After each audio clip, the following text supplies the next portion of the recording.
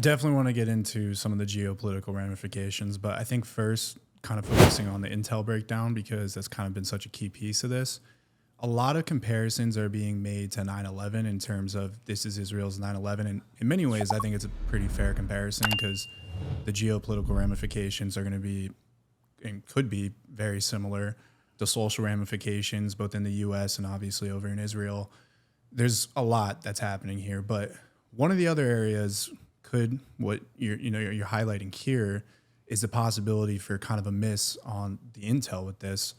Rumors are coming that Egypt may have warned the IDF about this, which again we're pretty early in this right now, so who knows what actually holds water.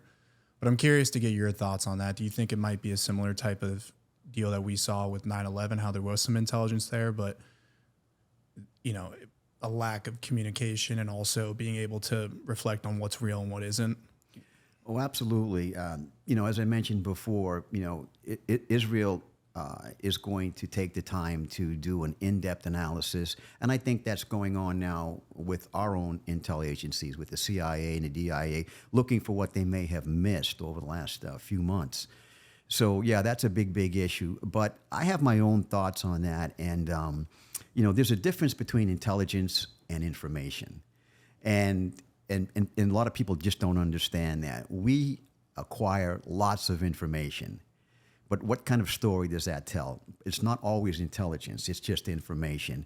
And right now, I think we rely too heavily on technology to acquire vast amount of information. But when you get so much coming in, it becomes difficult to connect the dots, to have it actually be something that you can use, intelligence information that tells a story. And we refer to the term actionable intelligence, which means information that you can actually use to make a decision. Like, for example, you mentioned 9/11.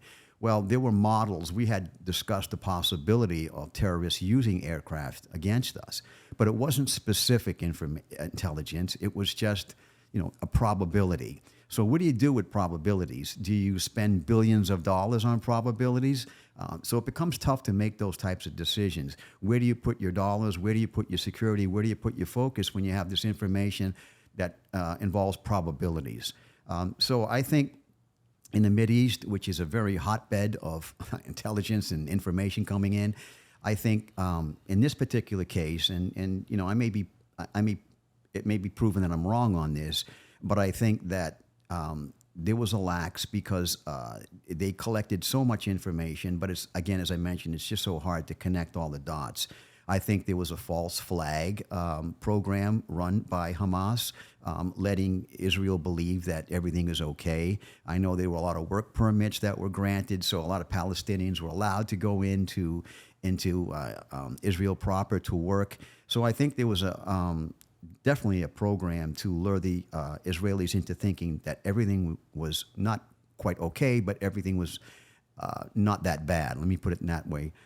So here we now have a situation where we think the Iranians were also involved in this. And the Iranians, what they would have brought to the table is the fact that they would have focused on the encryption part of the traffic. In other words, keeping things under wraps that maybe Hamas wouldn't have been so sophisticated in understanding how to do in terms of encrypted messages. And also, I think the Iranians have a good understanding of the capabilities of Israel in terms of intelligence gathering and may have used that information to help keep this thing under wraps. Because obviously there were no warnings, there was no information given, there was no heads up from anyone, as far as we know right now, that this was going to happen. As was reported on television, there was a party, a fairly large musical festival happening right outside the Gaza Strip. So that tells me that there were no warnings, and they used paraglides, they used overwhelming force to break through the Israeli defenses. So it was well planned, well organized, and kept under wraps. So yeah, they're going to have to look at what they may have missed, and maybe look at their intelligence apparatus and make some changes going forward. The videos of that are absurd too. There's people literally at this dance party, this festival, and they're literally seeing the paragliders like glide in. I mean, it's something out of a movie or something. I mean, it's crazy.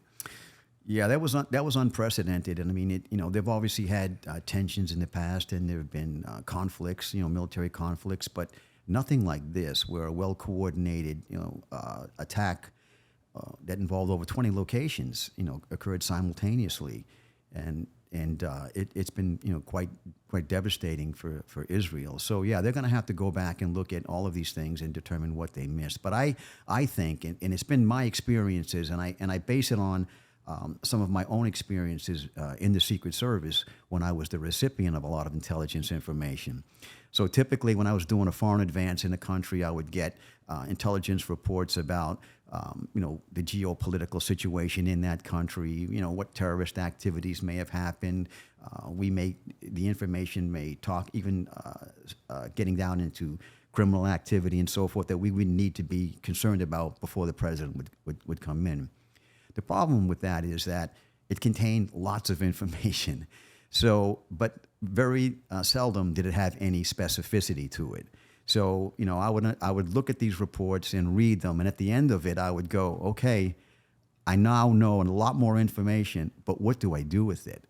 How do I make decisions based upon all this information that lacks specificity? So when I'm on the ground, what I'm worried about is, when is it going to hit me? What does it look like? Is it bigger than a school bus? Those types of things where you can actually make decisions on. And that's the difficulty of intelligence, is because it's very difficult sometimes to connect all the dots and get really specific. And I think also our reliance too much on technology and not enough on human, which is human intelligence, meaning having sources on the ground, people that can actually tell you what's happening, has been problematic. Can you explain that a little bit more? So like the CIA, Mossad, are they getting too involved in terms of like trying to check social media sites or, people's algorithms of what they're looking up versus actually having people on the ground for intel gathering? Oh, absolutely, and that's what I'm talking about when I refer to technology. It's using signal intelligence, looking at computer activities, and looking at all technical information to kind of help you tell a story. So I'm not saying that doesn't need to be done. Obviously, it does. But the problem comes in is that, as I mentioned before, sometimes you're dealing with so much information that it's hard to determine, is there really any good intelligence in all of this information? You're monitoring social media sites, you're monitoring traffic, you're monitoring phone calls, you monitor whatever. But is there good intelligence information? That's the difficulty in going through all of this. And technology now allows us to collect tons of information coming in. I mean, a voluminous amount of information. And being able to go into that and pick out what's important and what's not is the challenge. And when you rely too much on that, it becomes a problem because, when you're focusing on that, that usually leaves a gap someplace else. And I believe that the gap is getting back to the basics of human intelligence source, having people on the ground that can get you the information. Now, that's not easy. I'm not going to say it's easy. Getting people in place that can give you that information and having those people vetted that they are giving you truthful information is a challenge in and of itself. But I think it's important that we go back to basics and focus on getting that human intelligence, in addition to continuing with the collecting this vast amount of technical information as well. How hard is it to get human intel in some of these situations with some of these terrorist groups? Because I feel like, at least from my perspective, obviously not having an intel background, but it seems like infiltrating these groups would be a lot more difficult than infiltrating, the Russian government, even though that would definitely be a challenge as well. But, Russia, Iranian government, even these terrorist groups, I mean, they're so close-knit and extreme very clearly that I feel like that would be pretty difficult. So what's the difference in getting the human intel there? Like, what are some of the steps? Like, what are the challenges there? Well, it is extremely difficult because obviously these organizations are close-knit. And so trying to get someone in there is difficult, but it's been done. I mean, the CIA has got resources. It's not an impossible task, and it's been done. I think we just need to continue to, not let that skill set just dissipate and rely on technology to tell us the story. But you're right; it is a challenge to get people in, get close information. But we've had sources, and we continue to have sources that provide us information. So. That's a good thing, but I just think we need to continue to focus. But it is a challenge without a doubt. If you guys enjoyed this clip, make sure to check out the full podcast episode right here.